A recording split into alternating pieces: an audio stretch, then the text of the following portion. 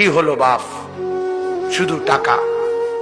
ছেলেও কামায়, মেয়েও কামায়, স্বামীও কামায়, স্ত্রীও কামায়, রোজগারি করছে। এত উপার্জন, এত জনে মিলে কামায় রোজগারি, মাগার কিস্তি শেষ হয় না। কি শেষ হয় না? শেষ হবে না। নাফরমান হারাম কর, তোর কিস্তি জীবনে শেষ হবে না, মনে রাখিস।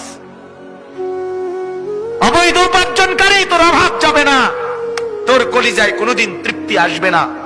আমাদের মসজিদের 5,000 টাকার ইমাম, তার কিস্তি লাগে না, আর সে তার বিবি বাচ্চা নিয়ে রাস্তায়ও থাকে না,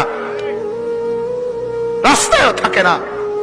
5,000 টাকার মসজিদের ইমাম সাহেবের বেতন নিয়েই মালিকের 30 দিনের 1 মাস ইজ্জতের সাথে, পর্দার সাথে, হালালের মাধ্যমে তার জিন্দেগি কাটায়া দেয়। এক ওয়াক্ত নামাজও ছোটে না।